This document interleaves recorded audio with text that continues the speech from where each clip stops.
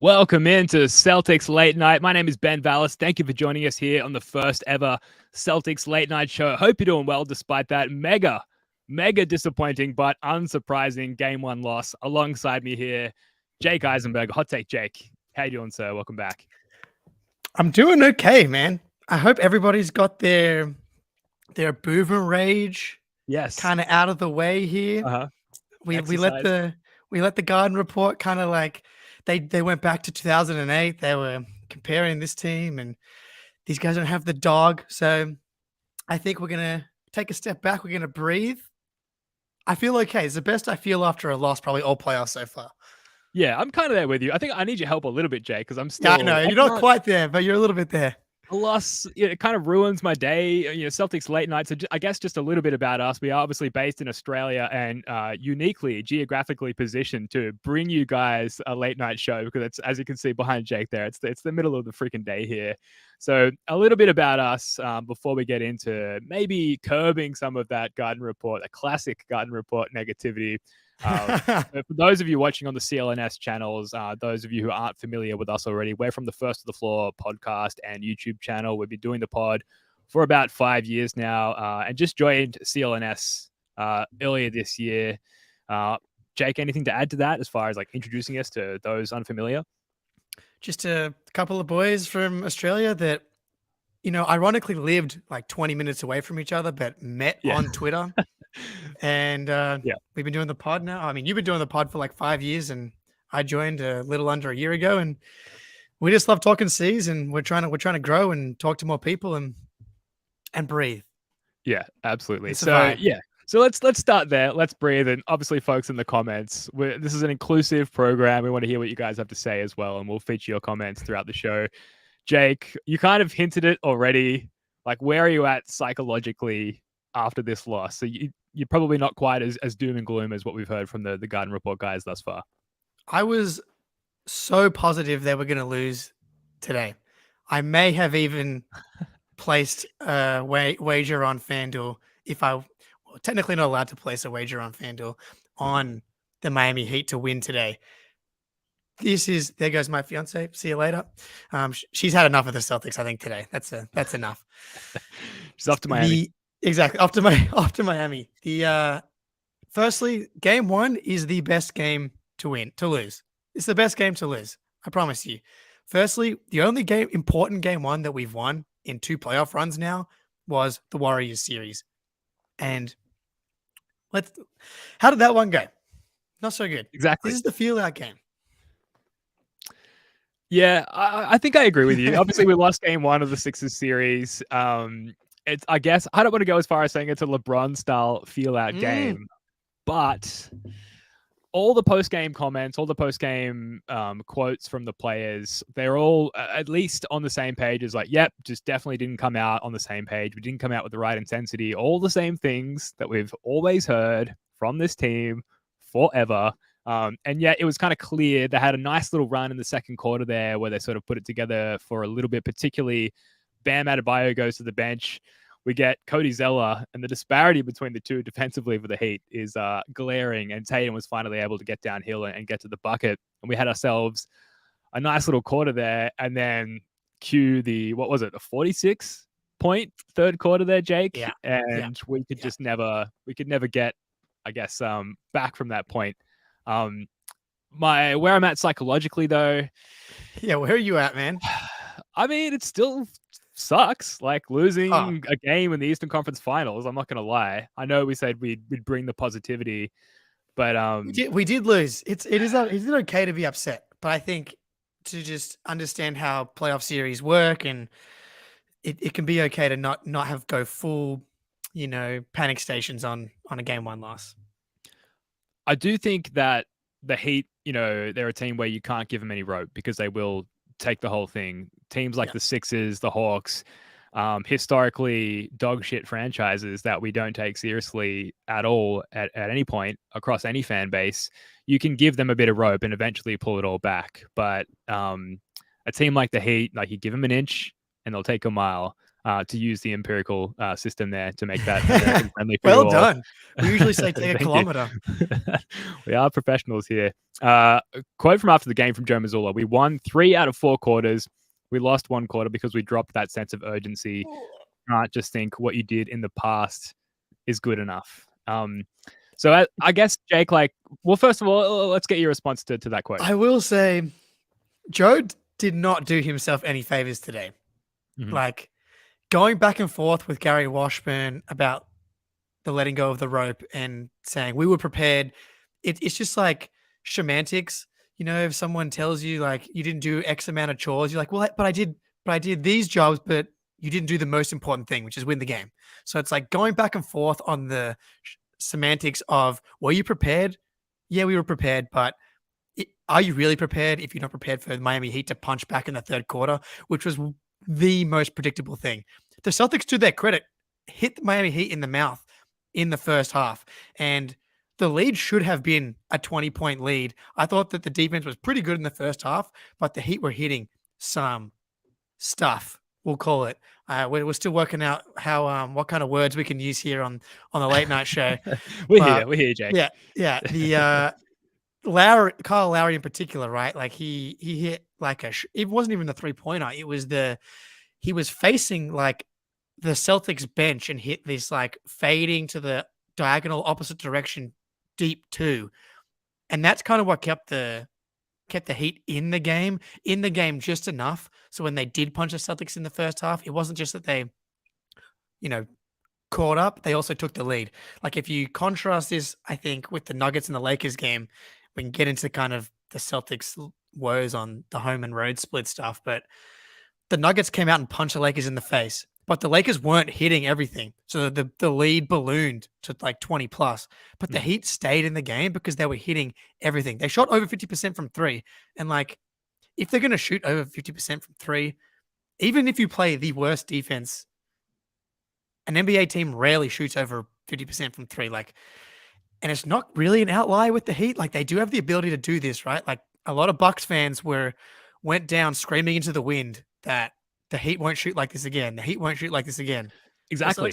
That's what worries me. Like, that's what I want to say. That was like on the tip of my tongue. Like, the Heat won't shoot like this again. But every playoff game occurs within a vacuum, right? And so it's not like we can look at this as, a stretch of games. Like, next game, they could show up and they could shoot that well again, because a team like that, an 8 seed or whatever they finished, I think it was an 8 seed, to get this far in the postseason, like, they need to achieve a certain level of BS every game to get this far. And at least as far as the playoffs are concerned, like, they have been consistent doing that. And so I don't know how much we can denote them showing up next game and shooting really well again. I will say that we gave some really easy looks to Bam Adebayo, like right under the hoop early in the game. There was a lot of Jaylen Brown guarding Bam Adebayo. Do you think that was by design from the Celtics, or were the Heat just sort of cleverly getting Jaylen switched onto Bam, because they were getting so much out of that? And then if we were swarming Bam in the paint, the Heat were getting the ball to Jimmy, and I felt like we were too soft on him for the majority of the game and letting him get to his spots. And once we did kind of swarm on him as well, he was kicking out to 3-point shooters and opened them up to a point where the Heat guards could hit their 3. So yes, they were really, really hot from 3, but I felt like we kind of led them to that point with our shoddy defense early on. What do you think about that? Oh yeah, the defensive game plan was not super clear to me. Not super clear to me. They overhelped. There was a PTSD moment where Marcus overhelped on Jimmy. Like, Brogdon had Jimmy locked up to the point where Jimmy had picked up his dribble baseline, and Marcus comes flying in, and Jimmy just kicks it, simple pass to the corner, and Caleb Martin knocks down a 3. Like, they were not disciplined enough. You have to be disciplined in John Zanis lurking in the chat. I would never. John Zanis doesn't sleep. He's always lurking, constantly lurking. The Heat shooters, you can't, there's no reason to help off Jimmy when there are certain guys guarding him, because he's so good He's like the opposite of Joel Embiid. Like you can sneak up on Joel Embiid. It's all, and I thought coming into this series there was going to be a culture shock. Like the Heat are so much more disciplined. They don't beat themselves. They turn you over. The Sixers and the Hawks don't turn you over. It's like going to another country that you've just never been before. And speaking a foreign language, like the Heat play a completely different brand of basketball than both the Hawks and the Sixers. Like you would classify both the Hawks and the Sixers as soft. Very, very, very soft. Pillow soft. The Heat are maybe the toughest team in the league. The fact that they're in the conference finals when maybe their third best player has missed the entire playoff run, their toughest player, second toughest player, PJ Tucker, left last year. The fact that they're here, you have to respect your opponent. And I don't think it was a lack of respect. I thought it was a classic Celtics. They played well in the first half. They got to the rim.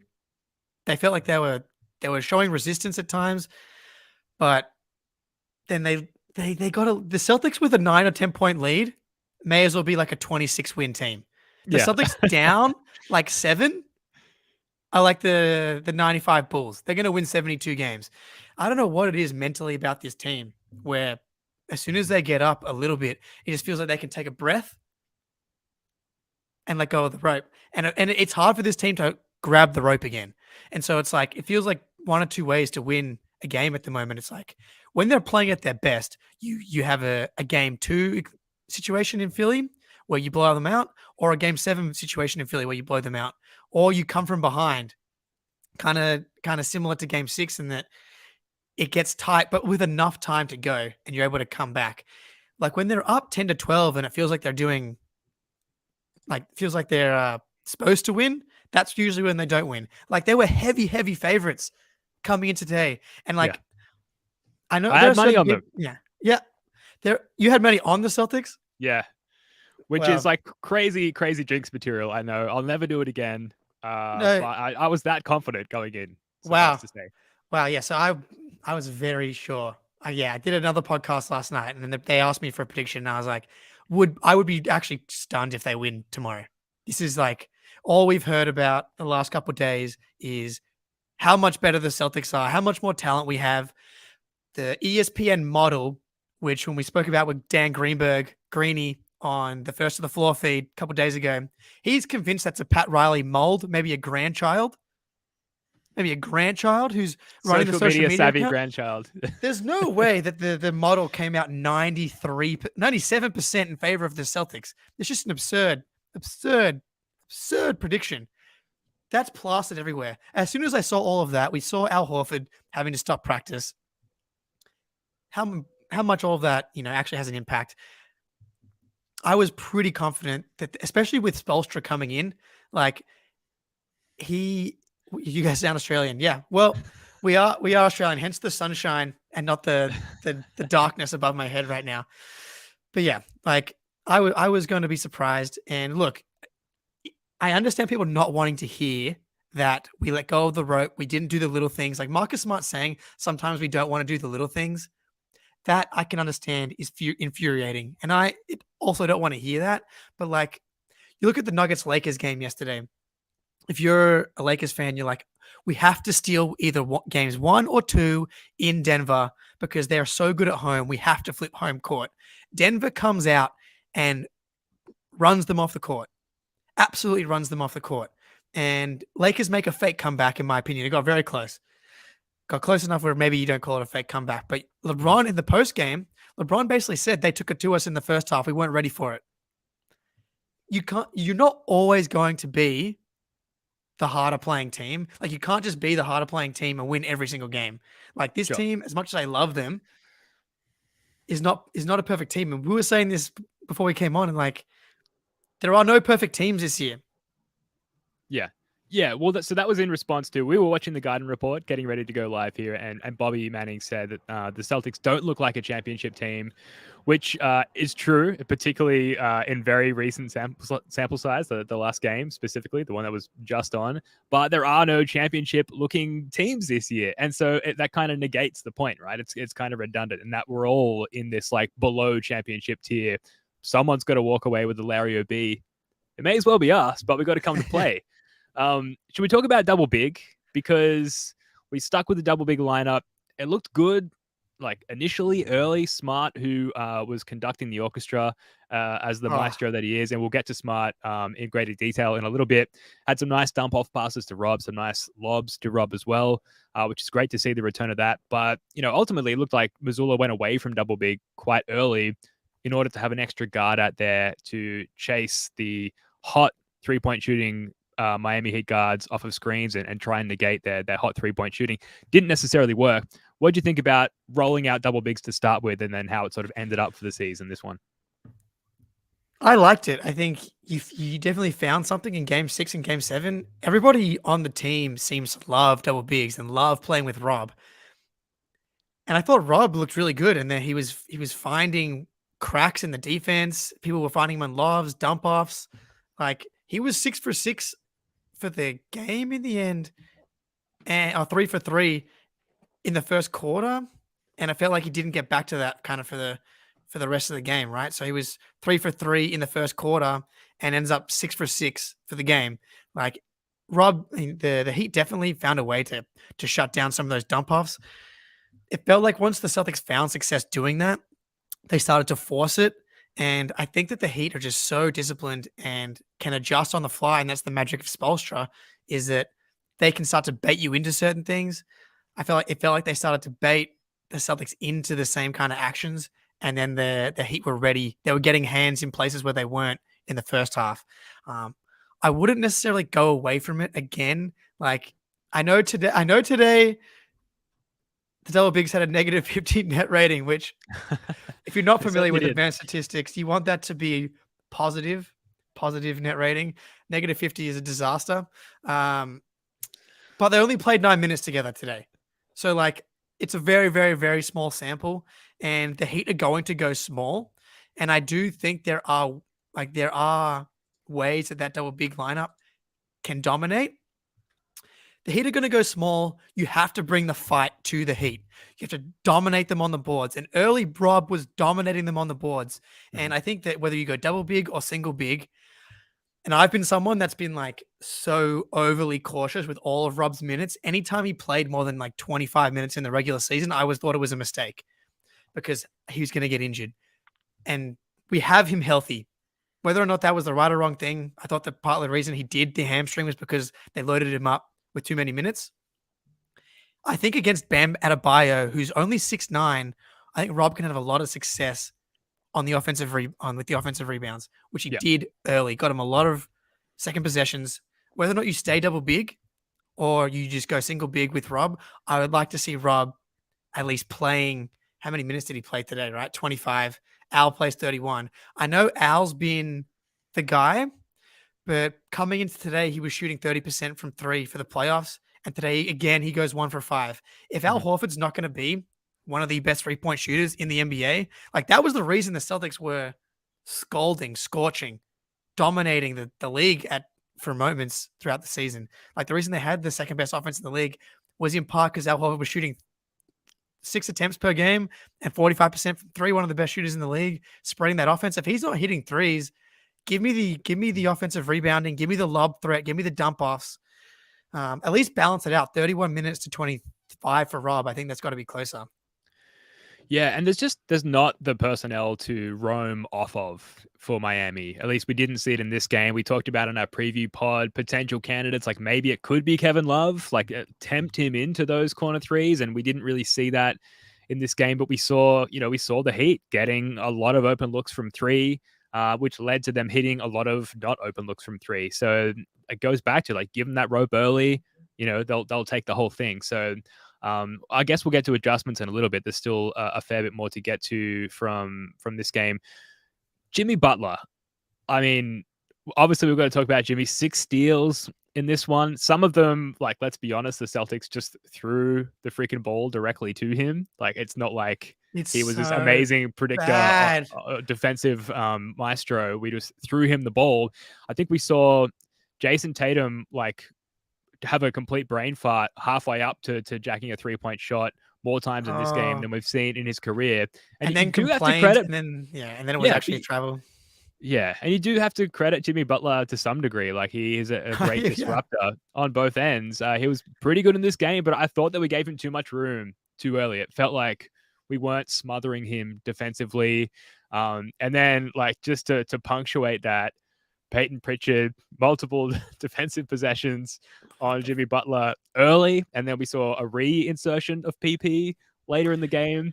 Look, not to digress too much to Peyton Pritchard, but just talk to me about how you think we should be defending Butler better as the season or series rather goes on. I think inserting PP into the lineup when Jimmy Butler's out there was kind of a confounding choice, especially if you're planning on switching Pritchard onto him. Mm-hmm. What I would do is put Jalen or Jason on Jimmy Butler, and they switched a lot today where it was Brogdon, it was a lot of guys guarding Jimmy. I have a belief that Rob can do it, but early in the game, Rob felt like he had been drilled into him for the last 72 hours. Don't bite on pump fakes. Don't bite on pump fakes. Don't bite on pump fakes, to the point where he like didn't even have a hand up. You have 7'6" arms. You can not bunt on a pump fake and still stick your hand up. Like, that's what makes you so incredible, is that he can get like offensive rebounds and dunks without barely jumping, despite being like 6'9". And so I still don't hate switching Rob onto him, but I would like to see Jalen and specifically Tatum. I think Tatum's the best Jimmy defender in this. I think Tatum is arguably the best defender on the team when he's really, really locked in. Yeah, and absolutely. When this specific matchup, Tatum has the length, he has the strength, he has the size. I would like to see Tatum go over screens and not switch out of the Jimmy Butler stuff. It's a lot to ask of Tatum because he's already doing so much offensively. No, well, if you're going to freeze him out in the second half, at least give him the Jimmy Butler defensive assignment, right? 5 shot attempts for Tatum. I know we're kind of jumping all over the place, and John Zennis rightfully called us out that the positivity is waning. I guess we're just getting all the negative stuff out of the way so that we can get to like the outlook, right? Which is still largely positive. Before we get to the good, because I'm excited, I need that, like, personally, just for my own psyche. Before we get to the good aspects and why this can be curbed into a successful Eastern Conference Finals for the Celtics, what are the other bad aspects of this game, at least worthwhile mentioning on this stream, that you want to get onto, Jake? Free throws? Like, at one point, we were down 6 and had missed exactly 6 free throws. And I'm not saying that had we made all of those, we would have won the game, but at least you're in a position to put the Heat under more pressure to maybe force them into some mistakes. And we just missed a S-load. Again, not sure how much we can swear on this stream of free throws in this game, adding to the frustrations. And I suppose we really are leaning back into the negativity again here, Jake. But free throws, obviously a glaring issue for the Celtics in this one. What else? It's just like, Marcus, if I had to draft players I feel most confident shooting clutch free throws, he's like pretty much tied with Tatum. And he missed 3 of them today. And I don't want to go too hard on Marcus because I thought he was so good tonight. But Mr. Malcolm Brogdon, he's so famous for being Mr. 50, 40, 90. I feel like he's missed a lot of clutch free throws. And he missed 2 today. Obviously, they missed 7 free throws. They lost by 7. You're not going to make every free throw. So, but, if they make 4 more or 5 more, they're right in the game. And this feels kind of different. It's just, and I think just like, looking at this game, but more broadly, like, if you want to feel good about this game, if you make your free throws, if the Heat don't shoot like 56% from 3, like, the Celtics are up like 4, and they might still lose the game because Tatum might still have 3 turnovers down the stretch. Skip Bayless had a great tweet today where great-ish, I guess. This time of year, people in the chat, like, I'm like most of my Australian friends' go-to NBA person, and they all know that I'm a Celtics fan. And so I hear from a lot of people anytime the Celtics lose. So I got sent the tweet that was basically like, Skip had a bet with Shannon that they would lose one of the 2 games. And he called Jason Tatum Jason Turnover. And like, I got to credit him. It's not a terrible joke, because Tatum at times in the fourth quarter can get sloppy, and it's been the Achilles heel of this team. It felt like it was too late to get him involved. Like, they were calling for it on the broadcast to get him a touch, And it's not even that we want him to initiate. Like, someone throw him the ball off an action, and they just weren't giving it to him. But it felt like it was too late to get Tatum the ball. At this point, there's 4 minutes left, and then they're like, "Oh, sorry, whatever we were doing before didn't work. Can you please save us?"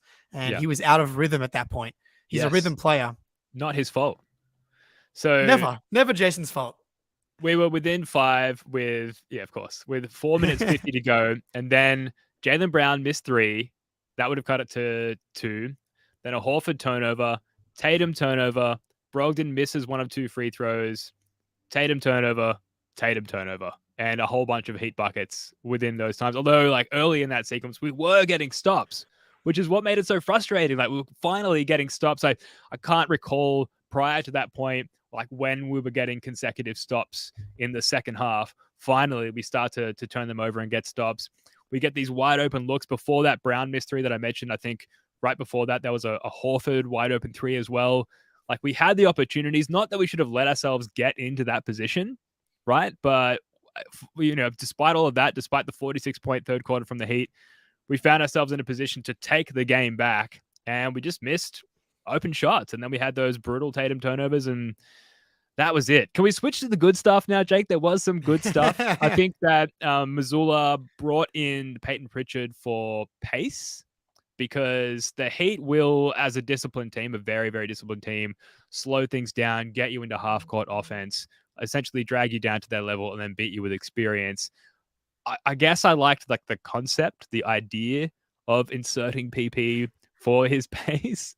And yes, we will keep using that phrase.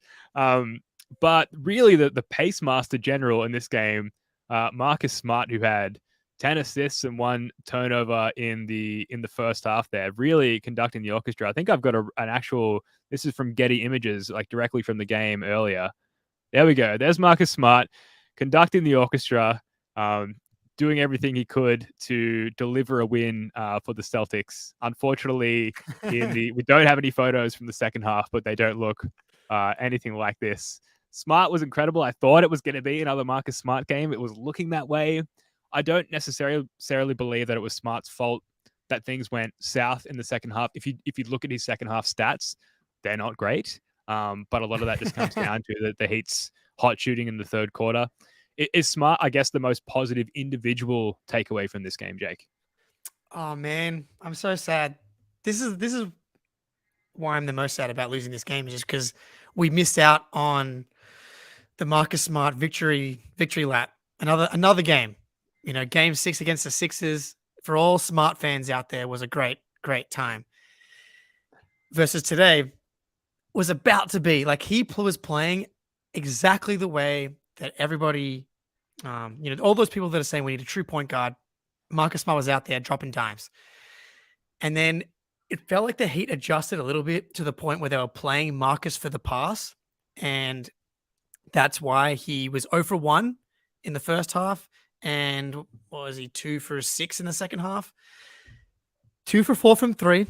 Like, Marcus is going to have to take shots. Once the defense shifts and they're not letting him be the maestro, they have to he's going to have to be the guy that gets downhill, bully ball, which is why I like pairing Marcus and Rob. Like, Marcus can get downhill on a few of these guys out there. Duncan Robinson, Gabe Vincent, Kevin Love. There are a bunch of guys out here that Marcus can get downhill on and still get pretty good clean looks at the rim. And then you have, Rob out there to clean some of that stuff up if he does miss.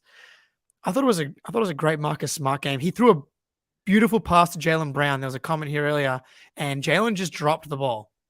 Yeah. It was a wide open, like, wing 3. And that literally led to a 7-0 Heat run. It's just these little moments, you have to clean them up. And, you're not going to get away with it in against the Heat at times. You got to play as clean as possible. And then the turnovers, right? That was in the first half, 5 turnovers. That's the series. And it felt like Jaylen was being really cautious in the first half. It felt like he wasn't forcing drives into the middle. He was like, I'm watching out for Gabe Vincent hands. I'm watching out for Jimmy Butler hands. And he ended up with 6 turnovers, which hurts. But, he still goes, 5 for 10 in that first half, like 10 for 21 overall. And this is It's going to be ugly against the Heat. It's going to be ugly against the Heat. That's how they win these games. It's just, can you minimize some of these mistakes a little bit? But Marcus Smart deserves pretty much no blame, I felt like, in this game. I fully agree. Yeah, Jaylen Brown, though, 6 turnovers. He had a post-game quote, we came out too cool. It was almost like we were playing a regular season game.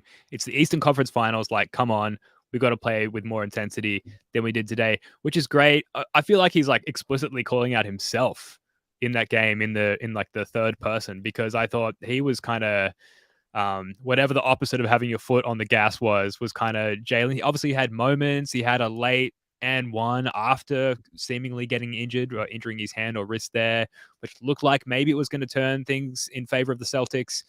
He had moments, but I thought like throughout the game, he wasn't as aggressive as we need him to be. He's the second best player on the team. Some nights he can be the best player on the team. And we talk about not getting Jason Tatum the ball. And yes, for the most part, that's the fault of the Celtics. The Heat do a pretty good job of denying him and stopping us from getting the ball to him.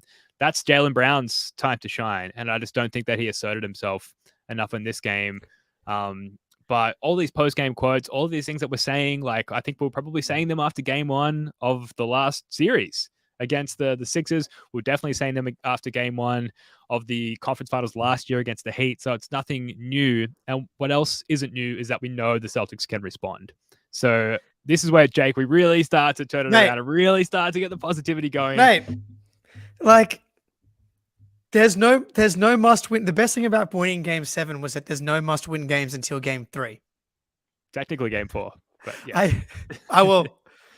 Well, I know, and I've been trying to get you on board this mantra of the must win games, because you've been, every game is a must win game, but you cannot tell me, everybody in the chat, you can't tell me, Ben, that coming into today, you do not have the same level of nerves and anxiety that you did coming into game 6 against the Sixers and coming into game 7. Like, Aussie Phil, you're a legend. Can I tell you how that works for me psychologically? People in the chat, like, we want to know how you feel about this kind of thing as well. So I felt initially very cool, very calm and collected coming to this game. And then this is where my fandom gets the best of me. I'm thinking, okay, if I feel this way, then the guys, the Celts, they must feel this way as well, which worries me, because while I feel confident, I need them to feel locked in and focused and desperate. And that made me stressed. And so it took my comfort and confidence going into this game and made me wary and uncomfortable. And that's essentially my approach going into every single game. It will be my approach going into game 2. And I'm too old for you to convince me otherwise. Well, this is the thing. So the worse you feel, the more confident you should actually be. Whereas the better you feel, the less confident you should feel, which is why I knew they were going to lose today, because I felt calm. I felt at ease. Yeah. The ocean was flat. You can see it back there. Flat. Not a ripple.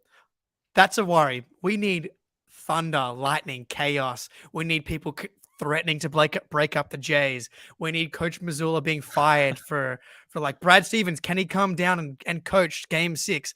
That's, for whatever reason, look, at some point as a fan, you just have to accept who these people are, what this team is.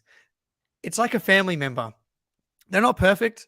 I'm not perfect. My parents still accept me. I do all kinds of things, which we won't get into on this first episode. I don't want to detract anyone too quickly, but amazing. But yeah, so like, how many people in your lives have you forgiven, and they make the same mistakes over and over again, but you remain their family member, their friend. And this is what the Celtics are. I'm never gonna like just stop loving the Celtics. I don't think. You just have to accept that this is a character flaw that they have. And also, they're not going to win every game. They're just not going to win every game. Like, yep. That's just the reality of it.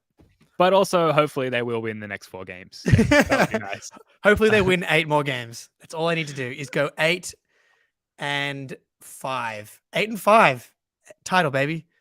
So adjustments before we really branch out and really get into like the core Celtics late night material, which is like hugely zooming out and looking at the league and looking at historic Celtics and things like that, as Jake cracks a beer, trying to do it quietly. What adjustments do you think will be made, if any? It sounds like, obviously they don't disclose everything in the post game comments there, but it sounds like just an elevation of intensity, which we have seen as a legit adjustment in prior series in the playoffs this year. Beyond that, what other adjustments? Like, do you think they'll stay double big, for example, or what else do you think will change? So I do think they'll stay double big, but I do think that they will be quick to hook it. And to Douglas in the chat, am I in Hobart and Sydney?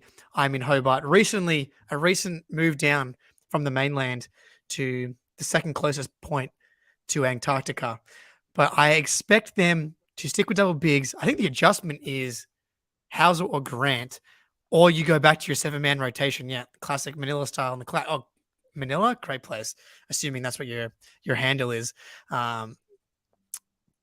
That's what I would be doing. The Pritchard thing, I get it from a pace perspective. Like if Joe has thought to himself, this team is at its best when it plays fast, and Pritchard always plays fast. So like I get that. My Pritchard theory has been if the Celtics go up 20, then put Pritchard in, because that's when they go into like slow it down mode.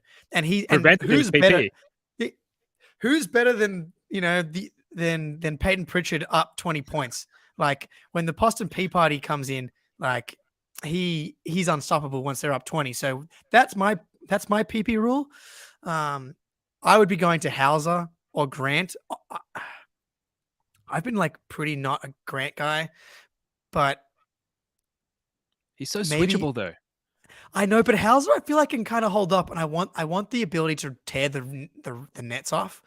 But that being said, game 3 of the Hawks series, Grant came in and went 4 for 4 from 3. Yeah. And he's done that a couple of times. He's looked pretty comfortable, like without playing for the past few games. So you can't go 7 deep. So the adjustment would either be going to one of Grant or Hauser. But I think if the double bigs doesn't look like it's working, Derek White, low key, good tonight. Say more, because what's the opposite of low key? High key? High key. He was not great tonight, although he did have some good late buckets. Like he had a clutch late 3. What's interesting about Derek is that he's been pretty clearly shook, like very shook. Deer in headlights, all of the scared analogies you can think of. He seems to, but he's still shooting well from 3. Like he's taking the threes really quickly. And that's the biggest difference between Derek White last season in the playoffs where he lost his confidence and this season. He still has a quick trigger and he's still knocking them down at a pretty good clip. And he had a floater today. The mistress, my guy, 4 for 6. He had a block, or was it a steal? They've counted it as a steal. I thought it was a block. It was a block.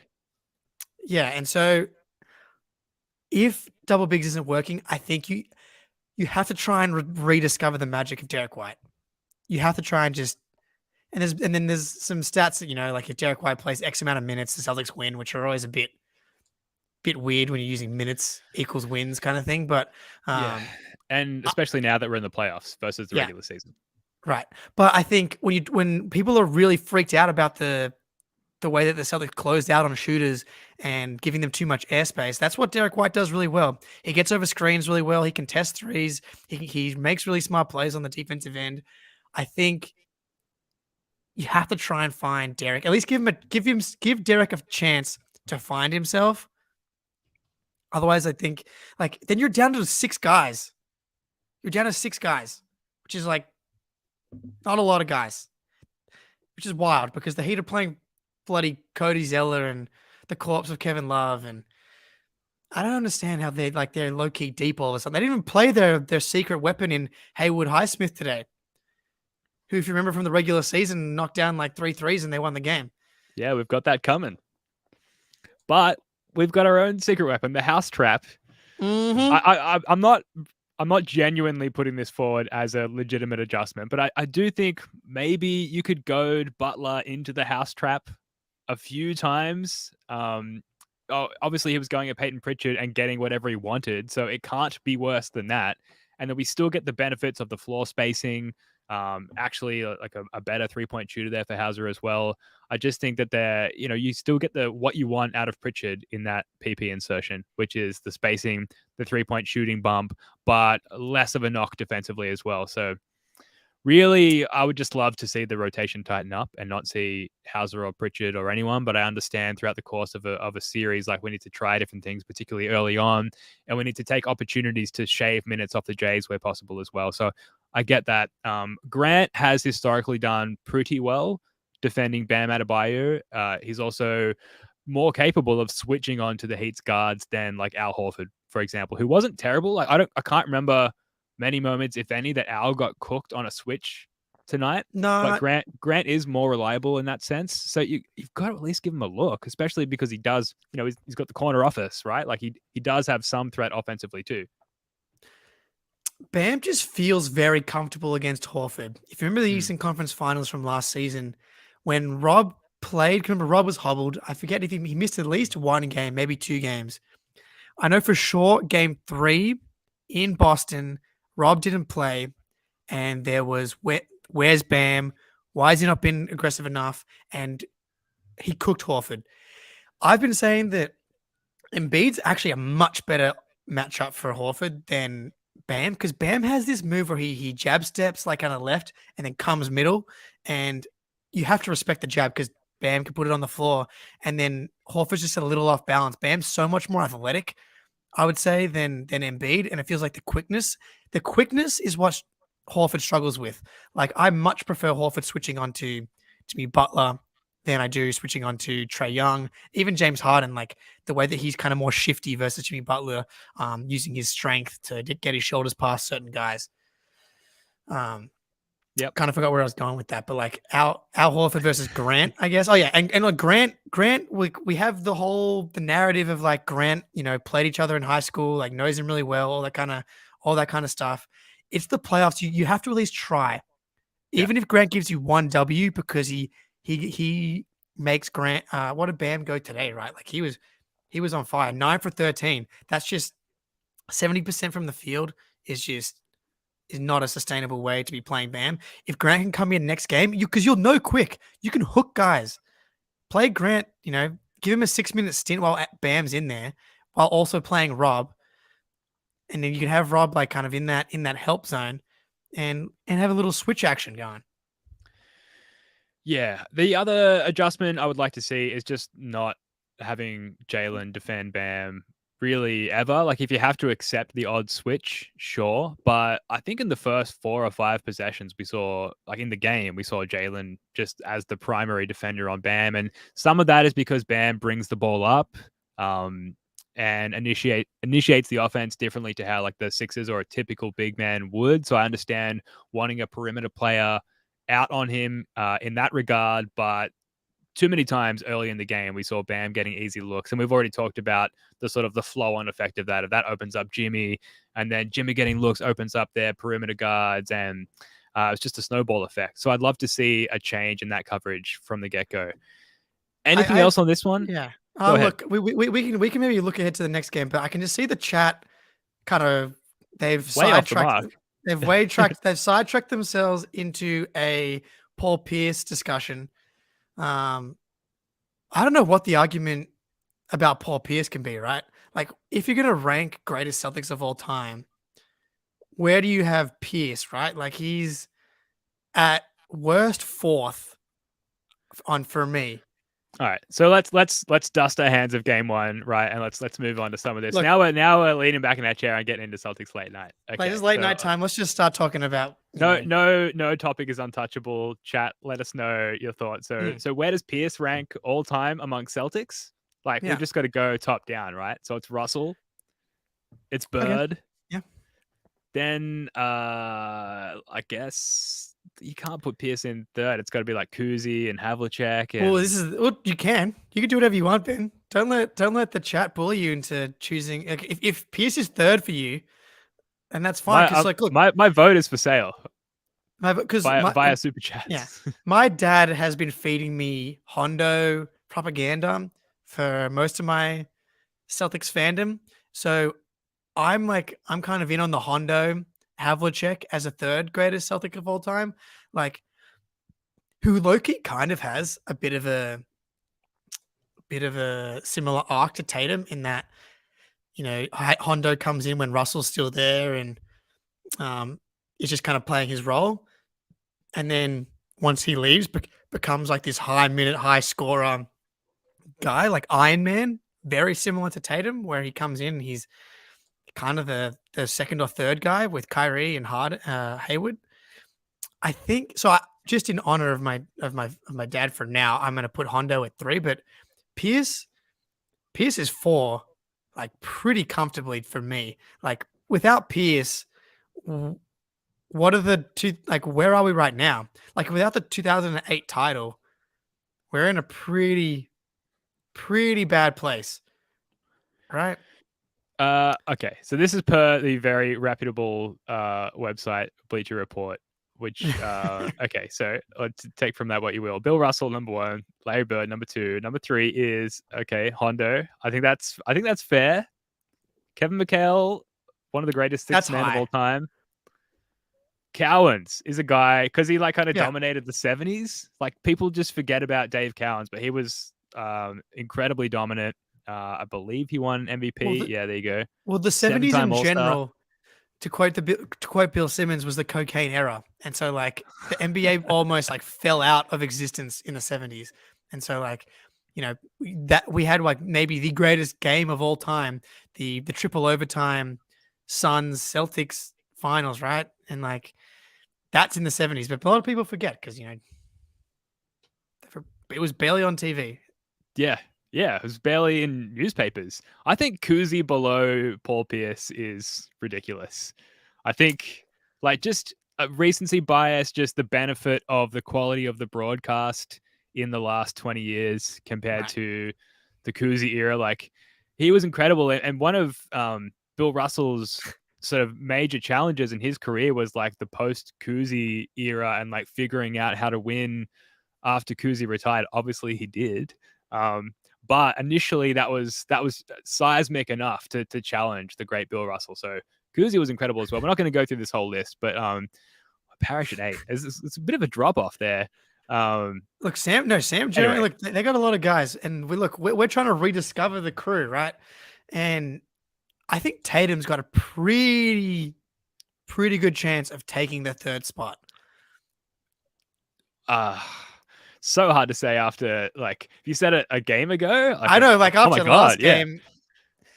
But look, I think our chance of winning the title was always like 25, 26, 30% chance. Like it's really, really hard to win a title, especially when your best player is 25s. Like, like a lot of young guys forget how.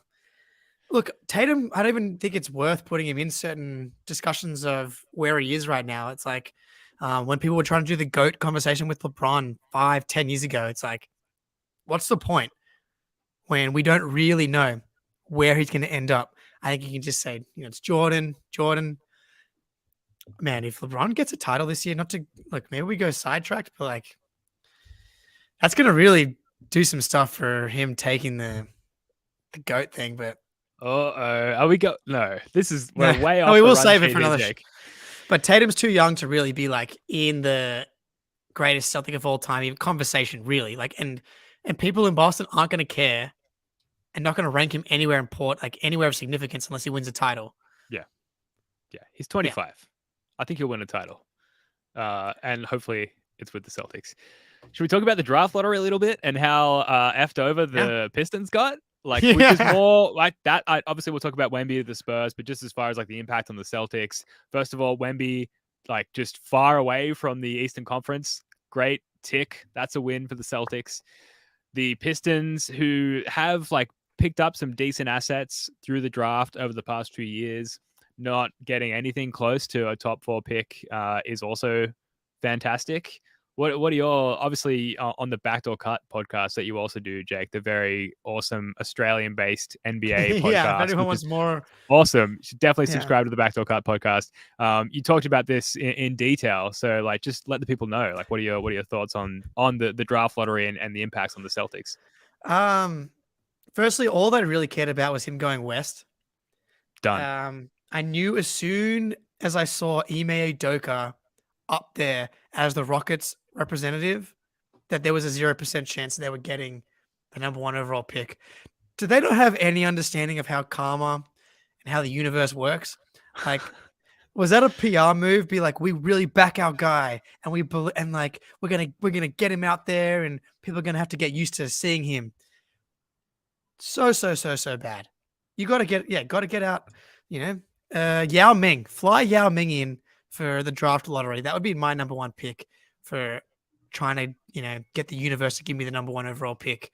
My whole thing with the Wemby thing right now is like the expectations are so high. There's like the famous clip of LeBron on a talk show talking about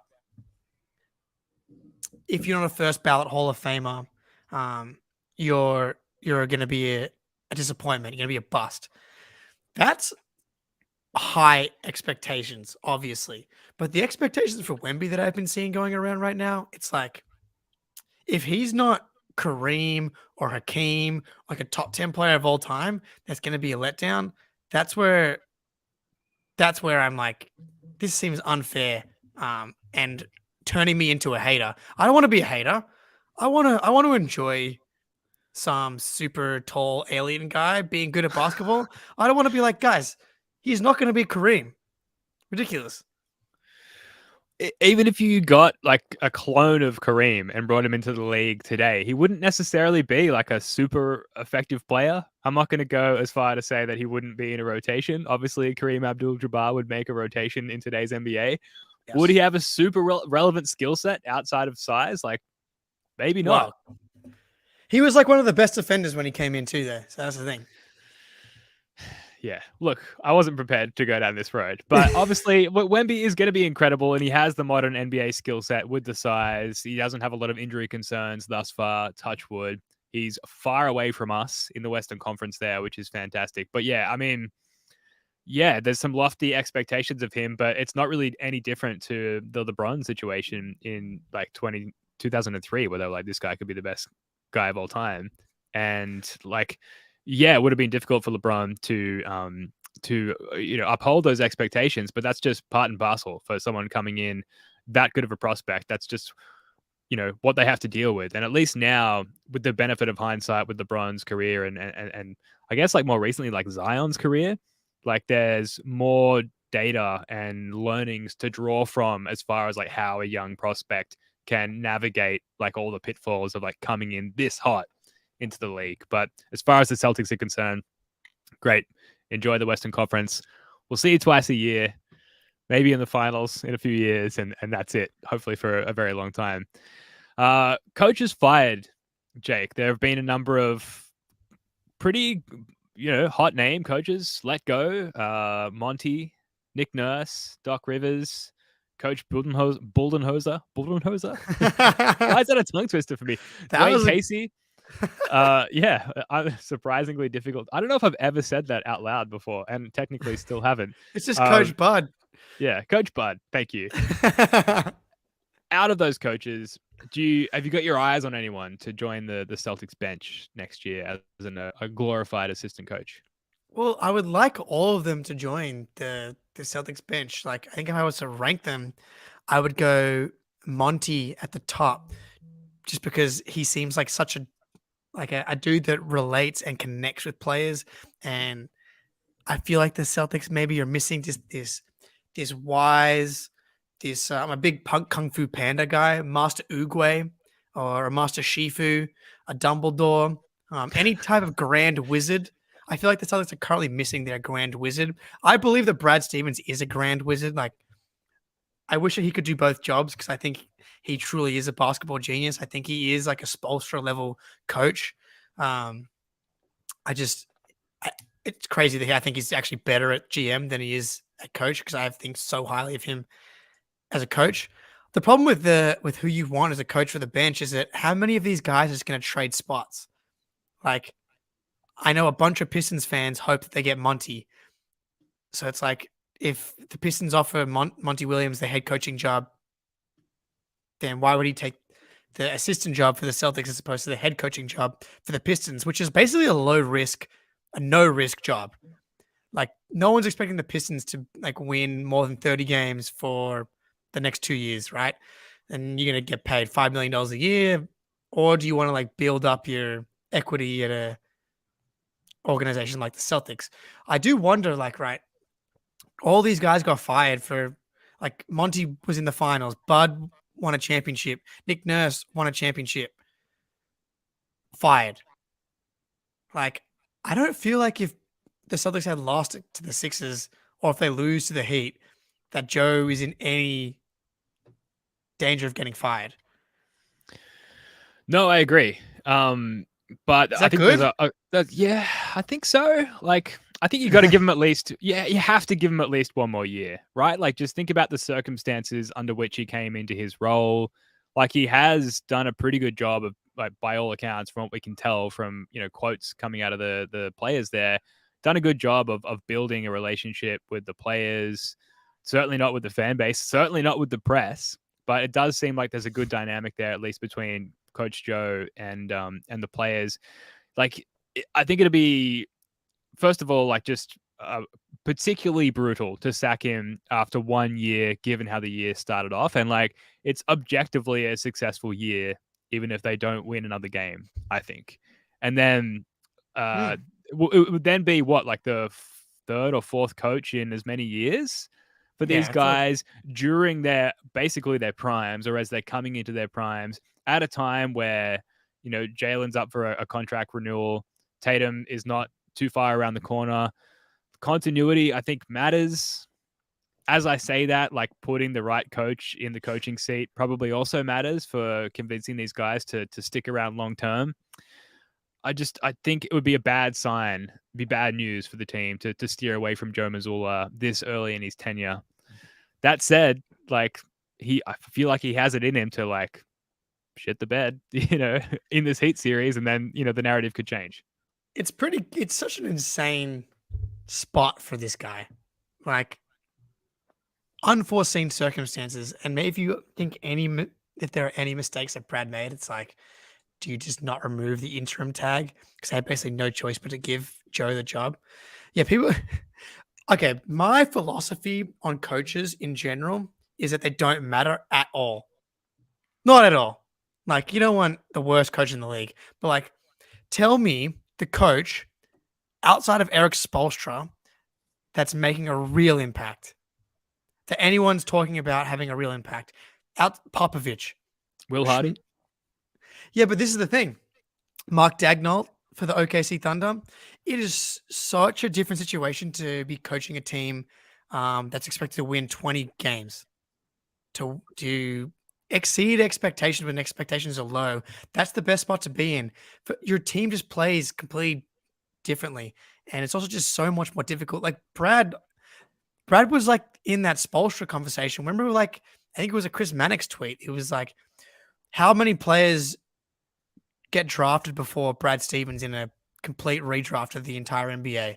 And he had, like, Giannis, LeBron. It was like a ridiculous list. And then Brad Stevens was the fourth option, like the fourth best player. Like, one of my best mates from high school is a Miami Heat fan, and I was like, you wouldn't trade Eric Spoelstra for Harden, right? He's like, absolutely no chance. It's like, Eric Spoelstra is the only guy in the league that conversation even makes sense.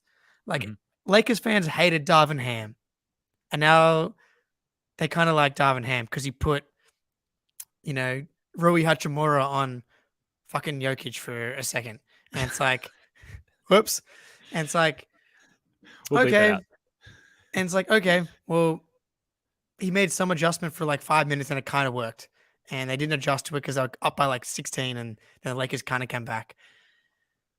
Talent, like, as good as Spoelstra is, he has not won a title since he had one very key player on his team. This guy called LeBron James. And this other guy who's a first ballot Hall of Famer in Dwayne Wade. Like, talent in the NBA absolutely wins out more so than, like, any other sport. Who would you hire for the Celtics in the Evan Turner role? Like the 2023, 2024 Evan Turner role? Like, maybe it's just Evan Turner again, but obviously they didn't work out. What, like, I guess recent, has to be young, right? He needs to be able to, like, get on the level of the players, but also be old enough to communicate with the older staff. Like, who are you putting in that position? And people in the chat, let us know. What I would like to, like, what kind of offer can we make to Kevin Garnett?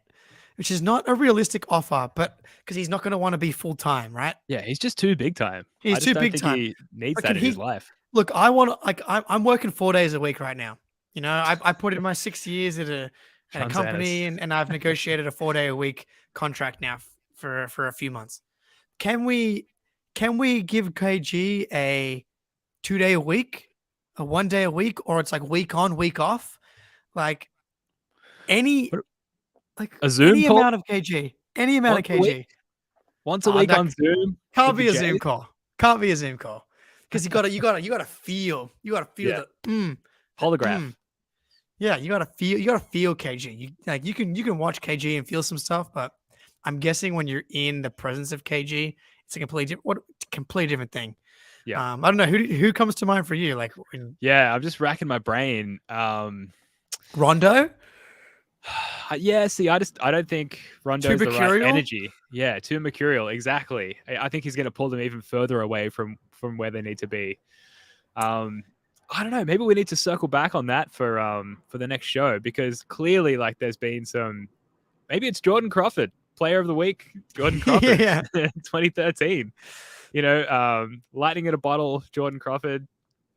Look, some of the best coaches end up being like not stars. Mm-hmm. It's like, you know, the Jason Kidd, terrible coach, star. Darvin Ham, apparently good coach, fringe player. Ime Udoka, fringe player, star. Star coach or good coach. I will say, just like revisionist history on Udoka, we had plenty of moments like this today. Oh yeah, plenty of moments. So Fire Udoka was a trending hashtag like all year, right up until the finals. So yeah. Now look, go ahead. I'm just looking at the chat here. Like, hire 14 Kevin Garnett on a 14-year-old Macca's worker contract. Can't argue with that. Like there's this I feel like but we're onto something here where we need, like, Blake Griffin feels like he's serving this kind of role. Is that what we need? Yeah, maybe it's just Blake. We had a PP insertion. Do we need a BG insertion? Love a BG insertion. Yeah. I mean, he's there. He's on the bench. Like, it cuts to the bench celebrating, and he's clearly part of it. I think he had a lower back issue. Like, he was actually on the injury list in the Hawks series. So, I want to acknowledge the fact that we do not need him on the court, but also he might actually be genuinely injured. Look, I think that's going to be sorry, go ahead. Michael Spitzer, dude, this game happened exactly 1 year ago. We were up 20 on the Heat, game 1, Eastern Conference Finals in Miami, and then completely fell apart in the second half and blew the 20-point lead. A much, much, much worse loss than today. That was with Horford out with COVID, right? And I think Marcus Smart. Yeah. Okay, anyway, Ben, we've lost so many. Dude, settle down. We've lost so many game ones as we attempt to bring it back around and wrap this thing up. So first of all, like, thanks for joining us. First ever episode of Celtics Late Night on the CLNS channel and on the First of the Floor channel. Subscribe to the podcast if you haven't already. We've got regular, post game and pre game content coming out on that podcast feed. Let us know, in theory, like, it's still afternoon here. We could just like hang around and talk C's for like hours longer. I have a family I need to get to. We will wrap this one up, but I guess we're just like looking for feedback for how we should run these in the future. And we will do another one. It'll be Saturday our time. It'll be Friday evening US time after game 2 there. Jake, like, hopefully we can end on some positivity here. It sounds like I can predict your prediction for game 2. Like, the Celtics will bounce back and win and tie the series. Do you feel that way? I will be like, I was going to be kind of surprised that they won today. I'll be pretty surprised if they don't win tomorrow.